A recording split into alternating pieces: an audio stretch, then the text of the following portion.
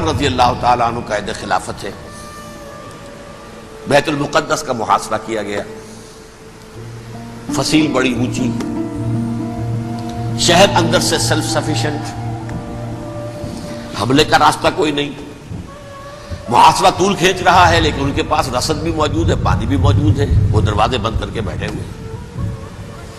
بالآخر اللہ تعالیٰ کی مشیت کا ظہور کیسے ہوا؟ ان کے کچھ علماء آئے فصیل پر، کہا دیکھو مسلمانوں، تم قیامت تک بھی یہاں پڑے رہو گے محاصرہ کر کے، ہمارا یہ شہر فتح نہیں ہوگا۔ ہاں ایک درویش بادشاہ کے ہاتھوں یہ شہر فتح ہونا ہے، لیکن تمہارے اندر ہمیں وہ نظر نہیں آ رہا۔ ابو عبیدہ بن الجراح رضی اللہ تعالی عنہ امین هذه الامہ، ان کا فوراً ذہن گیا وہ درویش بادشاہ مدینے میں بیٹھا ہوا ہے عمر رضی اللہ تعالی۔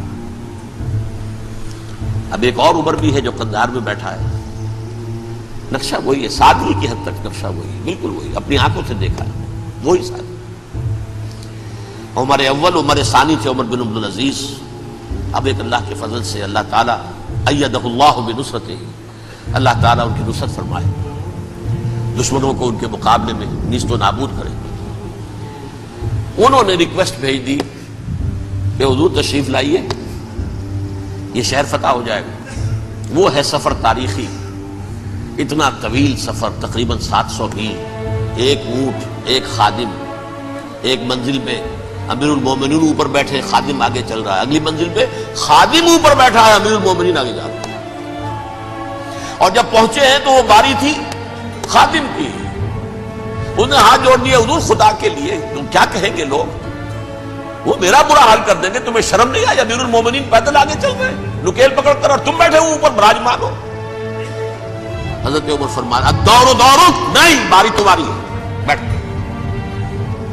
اس حال میں پہنچے، اور پھر یہ کہ ابو عبیدہ بن الجراح آئے ہیں، استقبال کیا ہے تو دیکھا ہے اس حال میں چلے آ رہے ہیں، عمر نکیل پکڑے ہوئے چلے آ رہے ہیں، اور کہتے ہیں کہ کہیں کیچڑ ویچڑ تھا، جوتے خراب ہو گئے تھے، وہ بھی اتار کے ہاتھ میں پکڑے ہوئے، کپڑے تو تھے ہی پھٹے ہوئے۔ انہوں نے کہا کہ حضرت ابو عبیدہ نے، دیکھیے یہ بڑا متمدن ملک ہے، بڑا مہذب علاقہ ہے یہ، آپ ذرا حلیہ اپنا دوست فرما لیں تب جا کے پیش ہم آپ کو کریں گے۔ آپ نے فرمایا نحن قوم اعزنا اللہ بالاسلام، ہم وہ قوم ہیں جنہیں اللہ نے عزت دی ہے اسلام کے ذریعے سے، کپڑوں کے ذریعے سے نہیں، دولت کے ذریعے سے نہیں۔ اسی حال میں گئے ہیں، اوپر سے انہوں نے کھڑے ہو کر نشانیاں دیکھی ہیں، اپنی کتابیں کھولی، ہاں یہ وہی ہے، اچھا لو جی سرنڈر، شہر تمہارے ہاتھ میں۔ خون کا ایک قطرہ نہیں بہا اور بیت المقدس فتح ہو گیا۔ لیکن اس وقت حضرت عمر نے ایک نرمی یہ کی کہ یہودیوں کے لیے بھی اسے اوپن سٹی قرار دے دیا۔ یہ احسان عظیم حضرت عمر کا، اس سے پہلے یہودی آ ہی نہیں سکتا تھا، داخل ہی نہیں ہو سکتا تھا، وہاں وہ آ کر وزٹ نہیں کر سکتا تھا، زیارت نہیں کر سکتا تھا اپنے مقدس مقامات کی۔ حضرت عمر نے یوں سمجھیے کہ تقریباً 550 برس کے بعد ان کے لیے راستہ کھولا ہے کہ ہاں تم آ سکتے ہو، زیارت کر سکتے ہو۔ لیکن یہ عیسائیوں نے لکھوایا معاہدے کے اندر، انہیں یہاں آپ آباد ہونے کی اجازت نہیں دیں گے، لیکن کم وزٹ دی پلیسز، دیکھیں زیارتیں کریں اور جائیں۔ یہ معاہدہ حضرت عمر کا ہے رضی اللہ تعالیٰ عنہ، جو پھر خلافت راشدہ کے بعد بنو امیہ نے بھی اس کو آنر کیا، بنو عباس نے کیا، پھر جو ہمارے یہ ترکوں میں اندر خلافت آئی تو ترک خلفاء نے بھی اس معاہدے کی پوری پابندی کی۔ فلسطین میں آ سکتے ہیں یہودی صرف زائرین کی حیثیت سے، وہاں آباد نہیں ہو سکتے۔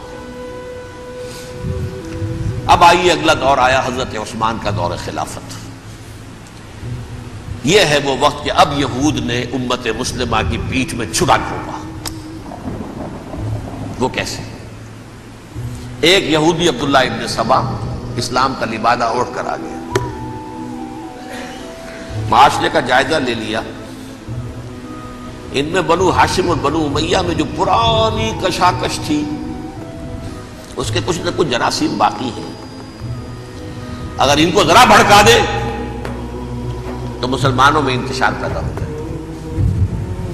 کہا یہ عثمان کون ہے؟ یہ تو بنو امیہ میں سے ہے، یہ حق تو بنو ہاشم کا ہے، خلافت ان کے پاس ہونی چاہیے، محمد کے تو رشتہ دار وہ ہے صلی اللہ علیہ وسلم۔ عوام الناس کے اندر بات پھیلنی شروع ہوئی، پھر ایک بڑی سازش کے انداز میں حضرت عثمان کے خلاف پروپیگنڈا، حضرت عثمان کے جو عاملین تھے، گورنر تھے، ان کے خلاف پروپیگنڈا، اور ایسی ہوشیاری کرتے تھے کہ کوفے میں کوفے کے حاکم کے خلاف کچھ نہیں کہنا، اجی مصر میں یہ ہو رہا ہے، اجی شام میں یہ ہو رہا ہے، اجی یہ جو عثمان ہے وہ یہ کر رہا ہے، یہ ظلم ہو رہا ہے، یہ لوٹ مار ہو رہی ہے، یہ خیانتیں ہو رہی ہیں۔ اب نہ تو اس زمانے میں مینز آف کمیونیکیشن، کیسے تصدیق کریں؟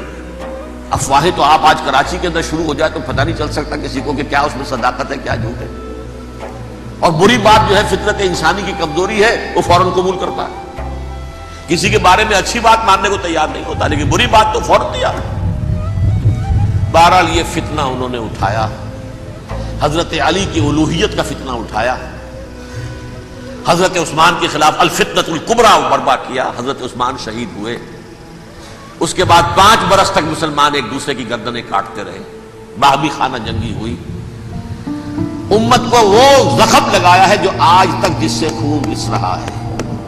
یہ شیعان عثمان اور شیعان علی تھے جو بعد میں پھر سنی اور شیعہ ہو، اور آج تک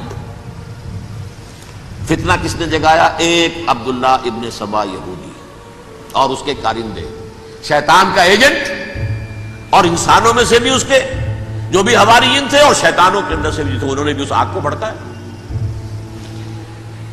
یہ آپ سوچ لیجئے کہ یہ کس نے وہ زخم لگایا؟ یہودی۔ اگلا دور آیا، خلافت راشدہ ختم ہوئی، بنو امیہ کا بھی دور کافی گزر گیا۔ طارق ابن زیاد 712 عیسوی میں حملہ کرتے ہیں اسپین پر۔ اسپین اس وقت عیسائیت کا بہت بڑا گڑھ، بڑے کٹر ترین عیسائی جو ہے وہ اسپین میں تھے، لہذا یہودیوں کی وہاں بہت پٹائی ہوتی تھی، میں بتا چکا ہوں، دشمنی تھی ان کی تو چلی آ رہی تھی عیسائیوں کے ہاتھوں یہودیوں کی، وہ تو سن 300 عیسوی سے ایمپرر کانسٹنٹائن کے بعد سے شروع ہو گئی تھی۔ اس حوالے سے یہودیوں نے اس وقت چالاکی یہ برتی، کچھ راستے واسطے بتائے، کچھ مدد کی طارق ابن زیاد کی۔ طارق ابن زیاد نے انہیں اپنا محسن سمجھا، ہسپانیہ فتح ہو گیا تو یہودی چونکہ محسنین کی فہرست میں آ چکے تھے، انہیں بہت اقتدار نصیب ہوا، بڑی سپورٹ مسلمانوں نے دی۔ ان کے بڑے بڑے علماء جو اسی دور کے اندر پیدا ہوئے، بڑے بڑے تھنکرز ان کے اسی دور میں پیدا ہوئے۔ بن گوریون جو کہ ایک وزیر اعظم تھا اسرائیل کا، اس نے یہ لکھا ہے اپنی کتاب میں، Muslim Spain was the golden era of our diaspora. وہ ڈائسپورا جو 70 عیسوی سے شروع ہوا تھا اور 1917 عیسوی تک جاری رہا ہے، اس میں سے گولڈن ایرا ہمارا جو تھا وہ مسلم اسپین تھا، ہسپانیہ میں بیٹھ کر ہم عیش کیے۔ لیکن وہاں سے انہوں نے اور جو کچھ کیا، یہ تو داستان کے بہت سے گوشے ہیں، لیکن میں جس اسٹریٹ لائن میں چل رہا ہوں اس کے اعتبار سے ایک بات سمجھ لیجیے، وہاں بیٹھ کر انہوں نے اب عیسائیت کی پیٹھ میں چھرا گھونپا، پروٹیسٹنٹ مذہب پیدا کیا، تقسیم کر دیا، جیسے شیعہ سنی کی تقسیم، عبداللہ ابن سبا، رومن کیتھولک اور پروٹیسٹنٹ کی تقسیم، یہودی علماء۔ ہوتا کیا تھا، ہسپانیہ کی یونیورسٹیاں ہیں، کارڈووا میں ہے، ٹولیڈو میں ہے، گریناڈا میں ہے، غرناطہ، قرطبہ، تولیتلا، اور وہاں آتے تھے لوگ، فرانس سے چلے آ رہے ہیں نوجوان پڑھنے کے لیے، جرمنی سے چلے آ رہے ہیں، اٹلی سے چلے آ رہے ہیں، 3 ہی ملک قریب ترین پڑھتے ہیں سینٹرل جو یورپ کے ہیں۔ یہاں پر جو ہے وہ اسلام جو نور پھیلا رہا تھا اس سے بھی مستفیض ہوئے، جہالت کے جو ہے پردے ان کے وہ چھٹے، اس کے ساتھ ہی وہ یہودی وہاں ان کے اندر جو جراثیم داخل کر رہے تھے وہ اس عیسائیت کے خلاف بغاوت تھی جو اس وقت دنیا میں